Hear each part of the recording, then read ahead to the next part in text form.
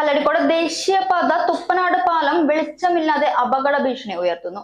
പാലത്തിന്റെ നിർമ്മാണം പൂർത്തിയായിട്ടും പ്രകാശ സൗകര്യങ്ങൾ ഒന്നും ഏർപ്പെടുത്താത്തത് വാഹനാപകടങ്ങൾക്കും കാരണമാകുന്നു. വലിയ വളവ് വരുന്ന ഭാഗമായതിനാൽ എതിരെ വരുന്ന വാഹനത്തെ പെട്ടെന്ന് കാണാനാവുന്നില്ല എന്നതും മറ്റൊരു കാരണമാണ്. പാലത്തിന്റെ ഒരു വശത്ത് ധാരാളം വീടുകളുണ്ട്. കൂടാതെ ധാരാളം കുടുംബങ്ങളുടെ താമസ സ്ഥലമായ ഐരാനി ഭാഗത്തു നിന്നുള്ള റോഡ് വന്നു ചേരുന്നത് ഈ പ്രധാന പാലത്തിനോട് ചേർന്നാണ്. ദേശീയപാതയിലൂടെ അതിവേഗതയിൽ വരുന്ന വാഹനങ്ങൾക്ക് ഐരാനിയിൽ നിന്നും വരുന്ന വാഹനങ്ങളെ കാണാനാവുന്നില്ല. രാത്രിയിൽ പാലം മുഴുവനും ഇരുട്ടിലാകുന്നതോടെ എതിർദിശയിൽ വന്നു വരുന്ന വാഹനങ്ങളെ തിരിച്ചറിയാൻ കഴിയാതെയുള്ള അപകടങ്ങളും പതിവാണ്. പെട്ടെന്ന് മുന്നിലെത്തുന്ന വാഹനങ്ങളെ കണ്ട് നിയന്ത്രണം വിടുന്ന വാഹനങ്ങൾ സമീപത്തെ വീടുകളിലേക്ക് കയറി 4ഓളം അപകടങ്ങൾ ഉണ്ടായിട്ടുണ്ട്. അപകടങ്ങൾ ഒഴിവാക്കാൻ പാലത്തിൽ അടിയന്തരമായി ലൈറ്റുകൾ സ്ഥാപിക്കണം. എന്നാൽ ഒരു പരിധിവരെ അപകടങ്ങൾക്ക് നിയന്ത്രണം ഉണ്ടാക്കാനാകും. നമസ്കാരം, ഞാനിപ്പോൾ നിൽക്കുന്നത് പാലക്കാട് കോഴിക്കോട് ദേശീയപാത തുപ്പനാട് ബ്രിഡ്ജിന് സമീപത്താണ്.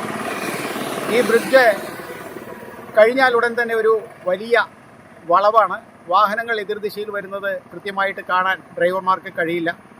മാത്രമല്ല, വേണ്ടുന്ന സിഗ്നൽ സംവിധാനങ്ങളൊന്നും തന്നെ ഇവിടെ അധികാരികൾ സ്ഥാപിച്ചിട്ടില്ല. ദേശീയപാതയുടെ ഒരു നിർമ്മാണ പ്രവൃത്തി നടക്കുമ്പോൾ അതിൻ്റെ മാനദണ്ഡങ്ങൾ പാലിച്ചുകൊണ്ട് വേണം ഒരു നിർമ്മാണം നടത്തുവാൻ.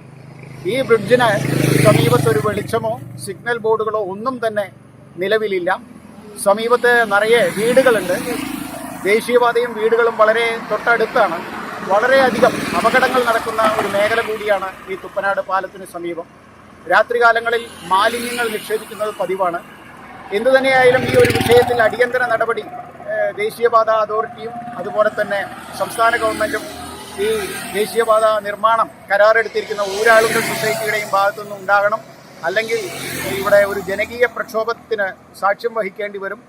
ഞങ്ങൾ ദേശീയപാത ഉപരോധിക്കുന്നതടക്കമുള്ള സമരമുറകളിലേക്ക് ജനങ്ങളെ അണിനിരത്തും എന്ന് മാത്രം ഈ അവസരത്തിൽ സൂചിപ്പിക്കുകയാണ്. നന്ദി, നമസ്കാരം.